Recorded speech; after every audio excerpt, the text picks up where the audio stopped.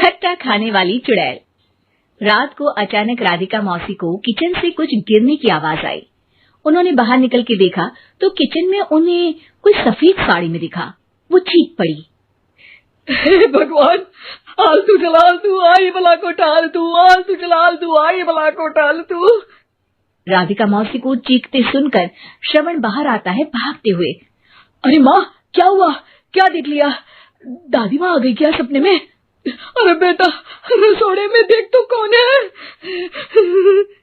श्रवण रसोड़े में झांक कर देखता है और उसे कोई नहीं दिखता अंदर। अब रसोड़े में तो कोई नहीं है माँ। कोई सफेद साड़ी में नहीं है क्या? नहीं माँ, कोई भी नहीं है। चिल्लम चिल्ली की आवाज सुनकर काजल भी वहां आ जाती है। अब क्या हो गया माँ जी? अरे बेटा, रसोड़े में एक चुड़ैल थी सफेद साड़ी में। अरे क्या कर रही थी वो अंदर? अरे बताया नहीं, कल आएगी ना तो पूछ लूंगी। चुड़ैल जी, आपका क्या प्लान है? माँ जी, रात बहुत हो गई है, आपने कोई बुरा सपना देखा होगा, चलिए सो जाइए। राधिका मौसी सोने तो चली जाती है पर उनको रात भर नींद ही नहीं आती। वो कुछ भी उलझुल बातें सोचने लगती है। कहीं चुड़ैल की वजह से तो घर में टेंशन नहीं हो रहा, कहीं उसी की वजह से तो वो दादी नहीं बन पा रही। सुबह जब राधिका मौसी रसोड़े में छानबीन करती है तो पाती है कि नींबू का अचार गायब है। चुड़ैल नींबू का अचार ले गई, मुझे तो ठीक नहीं लग रहा कुछ। चुड़ैल को भी पता है कि जिंदगी का असली मजा तो खट्टे में ही है। राधिका मौसी झट से श्रवण को फोन कर देती है। बेटा, मुझे समस्या समझ में आ गई है, हमें एक तांत्रिक की जरूरत है। अरे क्या बोल रही हो माँ, तांत्रिक की क्या जरूरत है? आप पूजा पाठ तो कर ही रही हो ना। आलतू जलालतू मंत्र सारे फालतू जैसे कुछ मंत्र पढ़ो, चली जाएगी अपने आप चुड़ैल। अरे नहीं बेटा, कभी चुड़ैल को कम नहीं समझते। अरे तुझे पता भी नहीं चलेगा कि कभी वो छल करके काजल की जगह घर की बहू खुद बन जाएगी। क्या माँ, कुछ भी बोल रही हो? कहाँ काजल और कहाँ चुड़ैल? वैसे एक बात बताओ, काजल को अगर गाने के लिए बोल देना तो चुड़ैल काजल की आवाज सुनकर घर तो क्या धरती लोग छोड़कर चली जाएगी। तुम ना पढ़े लिखे बच्चे हर चीज को मजाक समझते हो।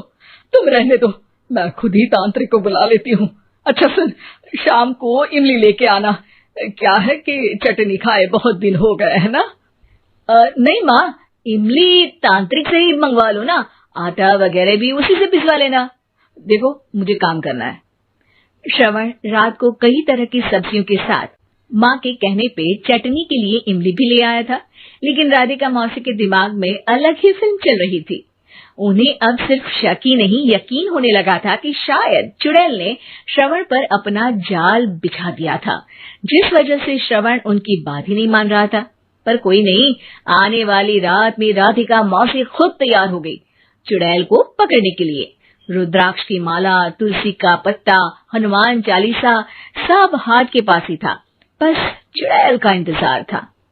और जैसा राधिका मौसी ने सोचा था वैसा ही हुआ। वो चुड़ैल उस रात भी आई, पर वो राधिका मौसी से तेज निकली और राधिका मौसी के उससे पकड़ने के पहले ही वो भाग खड़ी हुई।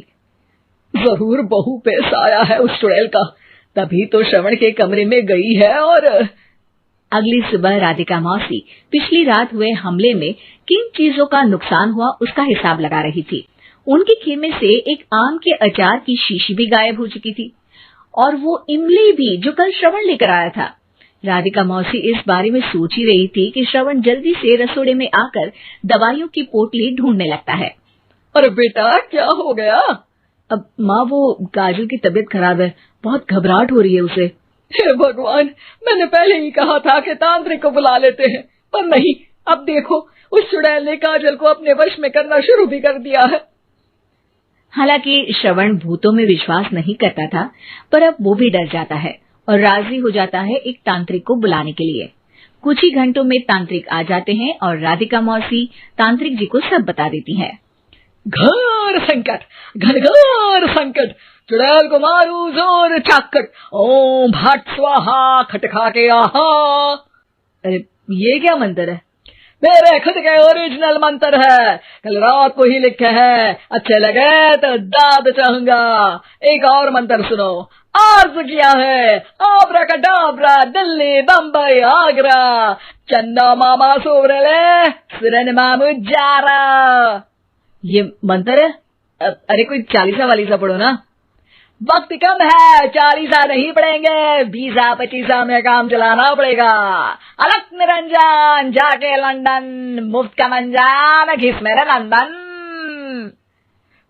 अरे जल्दी करो तांत्रिक जी, जल्दी करो। तांत्रिक अपने उल झलूल मंत्र पढ़ने लगता है। श्रवण को तांत्रिक पे शक होता है। वो अपने एक डॉक्टर दोस्त को कॉल कर देता है ताकि कोई अनहोनी हो तो इमरजेंसी में चीजें मैनेज हो जाए। तांत्रिक धुनी रमाता है, जिसकी वजह से कमरे में काफी धुआं हो जाता है और जिसकी वजह से बहू की घबराहट बढ़ जाती है। अब भागेगी चुड़ैल। हाँ। बहू खांसते हुए धुएं से बचने के लिए बाहर चली जाती है। अरे भाग रही है, भाग रही है। पीछे पीछे श्रवण भी जाता है। बहू एक सोफे पर बैठ जाती है। तभी डॉक्टर दोस्त आ जाते हैं और श्रवण को पानी लाने के लिए कहते हैं। थोड़े चेकअप के बाद डॉक्टर कहते हैं, मेरे हिसाब से जाप का काम पूरा हो गया है। क्या मतलब? अरे कुछ भी नहीं माँ, कोई चुड़ैल नहीं है, खुशखबरी है, अब दादी बनने वाली है। मगर वो सब अचार के डब्बे। श्रवण दोनों अचार के डब्बे अपनी माँ को दिखाता है, जो कि उनके बिस्तर के नीचे छुपे हुए थे। आपने सही बोला था माँ, वो चुड़ैल काजल ही थी जो खट्टा खा रही थी।